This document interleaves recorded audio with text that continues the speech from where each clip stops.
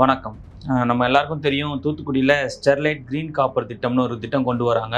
இந்த திட்டத்தின் மூலியமா குறிப்பா தமிழ்நாட்டுல தொழில் வளர்ச்சிகள் அதிகமா முன்னேறும். தமிழ்நாட்டுல தொழில் வளர்ச்சி பெருகும்னு சொல்றாங்க.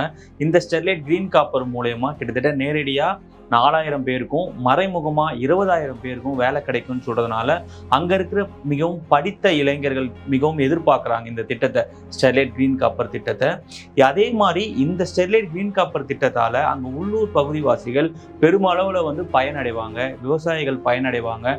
இதனால ஸ்டெர்லைட் ஆக்ஷன் கமிட்டியும் மற்றும் உள்ளூரை சேர்ந்த பொதுமக்களும் ஒரு கையெழுத்து இயக்கம் நடத்தி வந்தாங்க. அந்த கையெழுத்துல 1,00,000 மேற்பட்ட அங்க இருக்கிற பகுதிவாசிகள் கையெழுத்திட்டு தங்களோட ஆதரவை தெரிவிச்சிருக்காங்க. இந்த கையெழுத்து இயக்கத்தின் மூலமா கையொப்பமிட்ட அந்த 1,00,000 பேருடைய அந்த இலக்குகளை தமிழ்நாடு அரசு கிட்ட பரிசீலனை செய்து அனுமதி வாங்க போறதா சொல்றாங்க.